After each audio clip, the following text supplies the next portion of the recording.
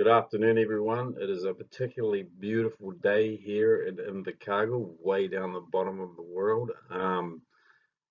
Thank you for those who have subscribed, and if you want to subscribe and follow those messages, just do so. Just press the subscribe button. I say that because it's been a while since I've shared any message, and I've had a few people that I see that have encouraged me to do so. So I'm going to keep doing it.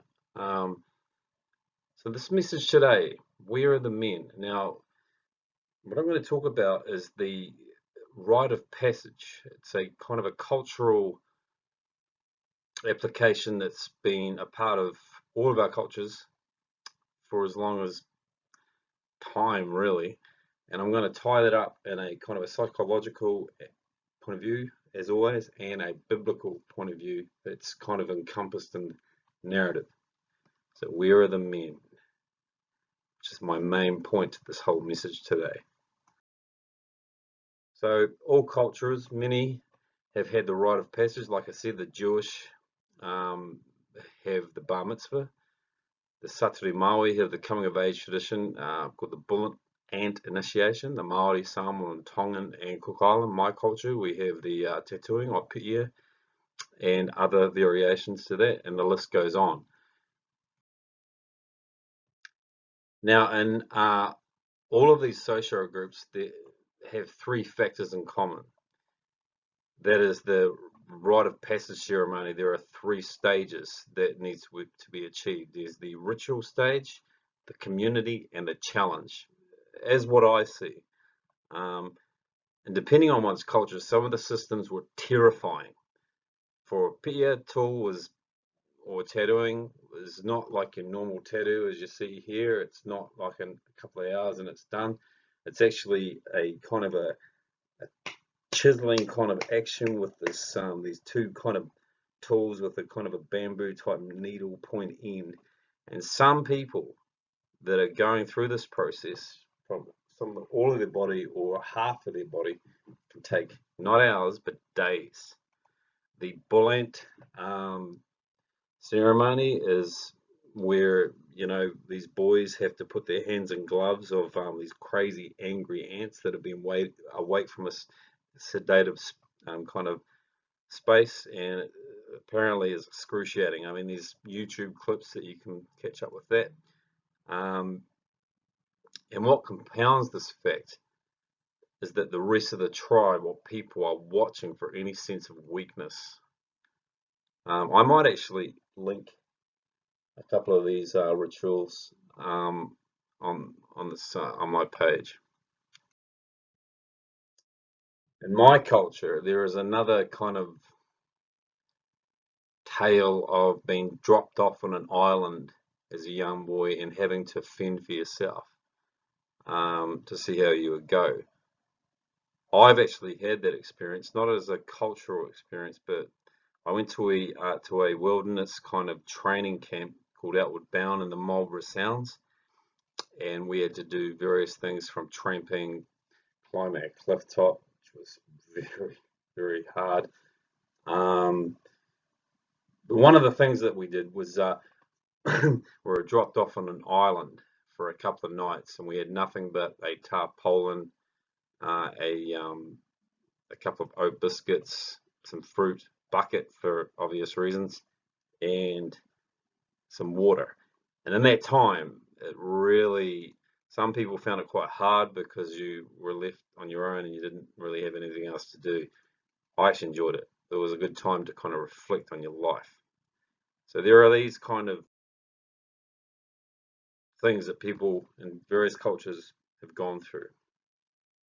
And in the Bible, the same ritual can be explicated through various stories, from Joseph in prison, Moses in opposition to the Pharaoh, Jacob wrestling God, which is an interesting one. The reason that Jacob wrestled God, or this angel, was because he was searching for another name, and that other name was Israel. Now, that's a common thing amongst many cultures as well. However, I want to kind of focus on the ritual that Jesus went through and explain why. Why do we have these rites of passage? and this is the reason. The scripture here pretty much states it. When I was a child, I spoke as a child, I understood as a child, I thought as a child, but when I become a man, I put away childish things through that rite of passage, a washing away of the immature. Now, if we look through at what Jesus did in his rite of passage, there were these three kind of stages, much the same as many other cultures. There was the ritual, the baptism. This has been around for thousands of years, and not only in the Christianity kind of ideology, but it's a common thing to do one with your old life. And Jesus came to John. And he said, "What? John was like, why am I baptizing you? Shouldn't it be that you're baptizing me?" But Jesus said an interesting thing. Let it be so for now, for it is proper for us to do this to fulfill all righteousness. Now, I'll talk about that kind of down the track. See, Jesus spoke about the born again process, and when you turn away from your old ways, we know this. Indeed, many of us have had this moment. We gave our hearts to the Lord or made a change in whatever religion that you're involved with. And we went through a process of deciding to making a change. Now, getting back to this baptism of Jesus, he never sinned. So why did he get baptized? What was that for? He was supposed to be perfect. What was the point of it? Well, it's because I believe it was a ritual. Jesus knew that this must be completed in order for him to go through a transformational process. He was saying to his cousin John, let it be for now, so that people know. Why did he want people to know? Well, that's the second aspect to the rite of passage. He did this in front of his entire community. And you might ask the question, well, why? I believe it's because of this. He desired that the community would see that this was real. Indeed, he was entering a new phase of his life, and a different man was to be confirmed. A new man, that everyone would know that he was no longer a carpenter's son. He was different. The same thing happened with Saul, the king before David. In 1 Samuel 10 verse 6, it says, at that time the Spirit of the Lord will come powerfully upon you, talking about Saul, and you will prophesy with them, and you will be changed into a different person. Now, Jesus was doing the same thing. He took hold of that ritual, which he didn't really need to take, to show the world, to show his community, the society he was in, this change is going to happen. Now, it's interesting to read in Matthew 3 or the other Gospels that this baptism happened right before a very tough challenge that Jesus had to undertake. And that challenge was in the desert. He spent 40 days and nights fasting in a desert. He would have been hungry. He would have been desperate. He possibly got quite unwell. But that was his challenge. As has been said before in other cultures, you could be chucked on an island by yourself. You might have to go through a tattooing challenge or some sort of pain, but it was this pain that Jesus had to take. And in that time in the desert, he was tempted by the devil. He was challenged by the enemy with an option of power, pride, or tempting God, and he denied them all. He denied them all, and he achieved it. Now, and after that challenge, Jesus began his ministry. Straight away, you see in the Bible that John pretty much just stopped preaching. Why? Because there was a new ministry, and that was Jesus. And so, in summary, what we can see here is that Jesus got baptized, went through the ritual. He did it in front of his community, and he achieved and overcame in the challenge that he had to get through. And then his ministry become like a fire, like he changed the world. So that is a biblical story as well as many others that can be very inspiring for us. And and because the timing of this was couldn't have been better. He was in a time where people needed him the most. There was a lot of poverty, a lot of hierarchical hierarchy, kind of having this punitive approach on what people should do in the church. There was poverty, there was famine, there was sickness, and Jesus came at that time, and so it's no small wonder that people begged and mauled him. They really went after him because they needed what he had. So, how can we tie this up? There's a couple of kind of things I want to talk about. I want to talk about the salvation process and the process in becoming a man. So how can we tie this up in the salvation process? Well, if we look here in Romans 8, verse 29 to 30, it said that those who are called, he justified. Those who are called, he justified. And he also glorified. See, I want to contend that this process Jesus went through is in actual fact the same that all of us must do if we look at the scripture. And the kind of the 3 points that I want to tie up to this rite of passage is the calling, the ritual, and the community, the justification, or the challenge, and the glorification.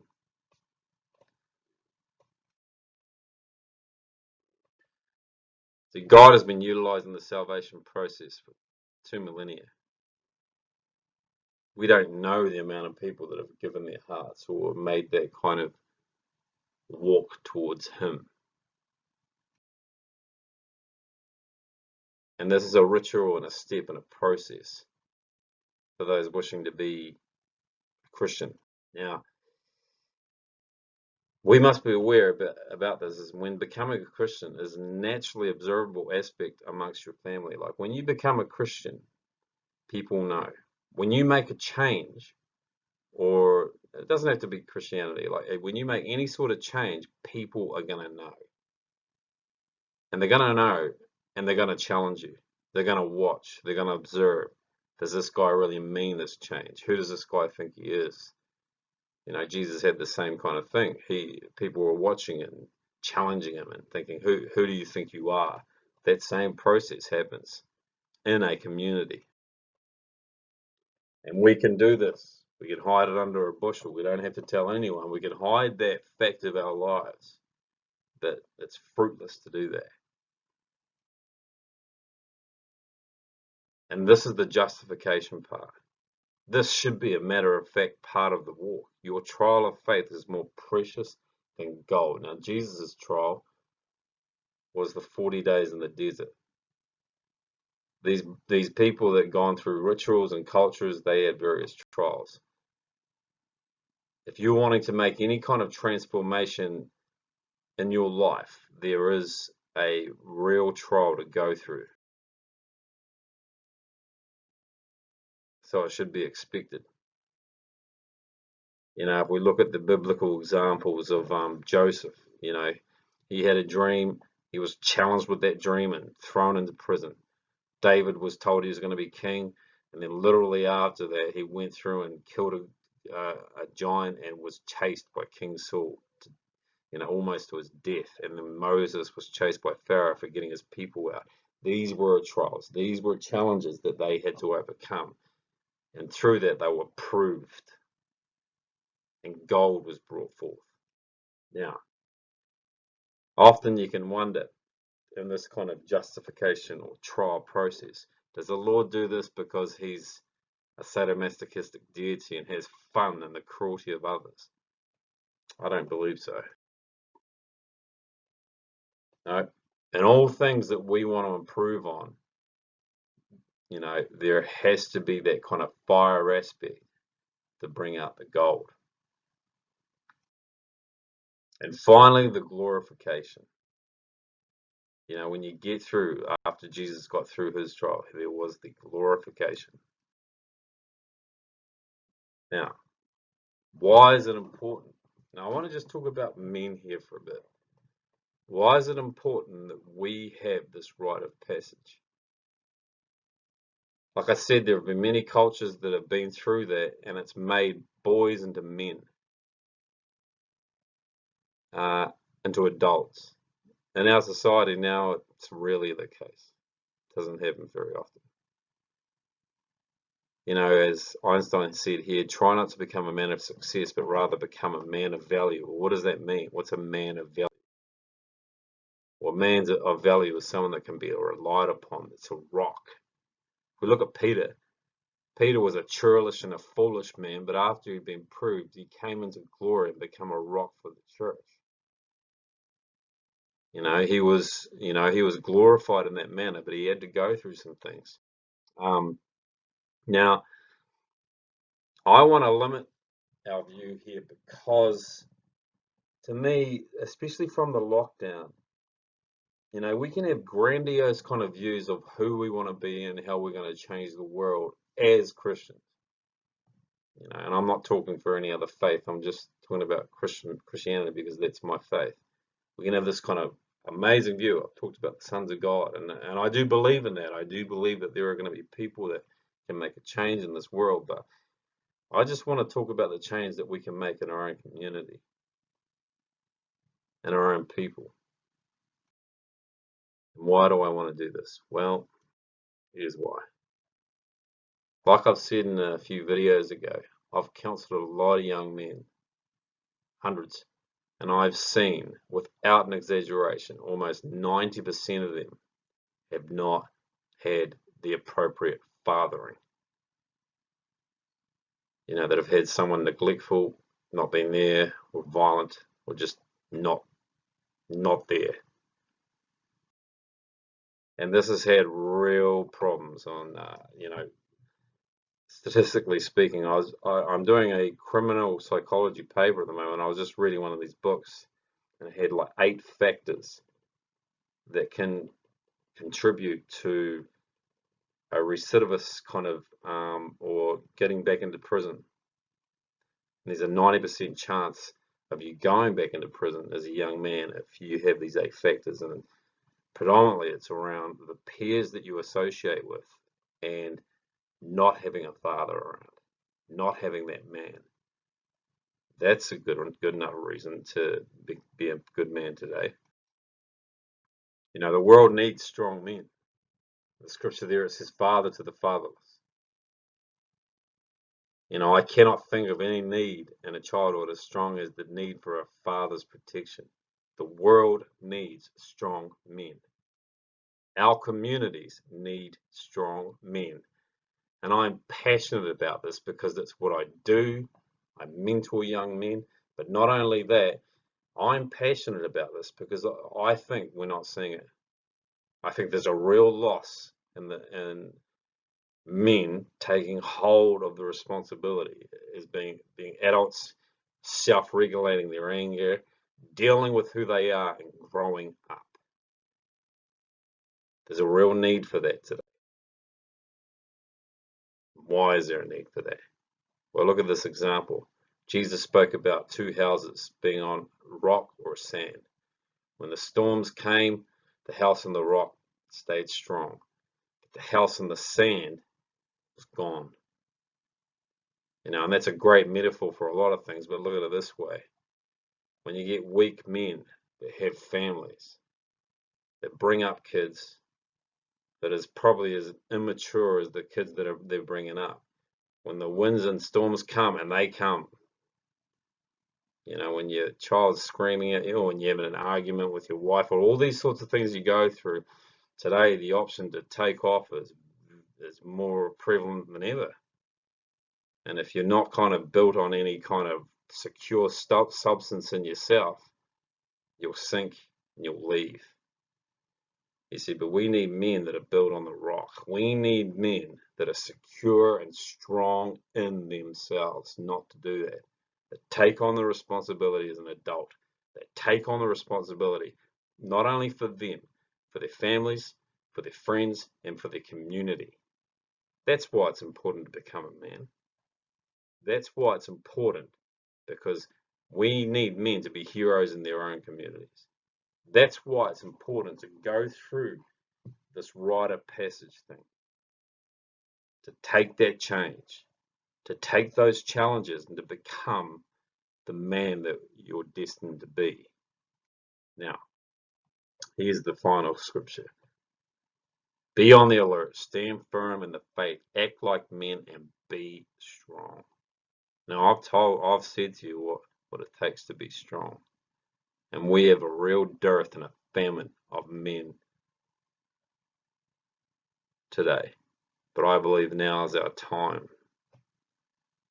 You know, we've got the feminist movement, we've got the Me Too movement, we've got, you know, it's a time and place now that men are afraid to even stand up. But I believe it's time now to take a stand. To take a stand, take up your cross, take up your responsibility, and take on the challenge as being a man.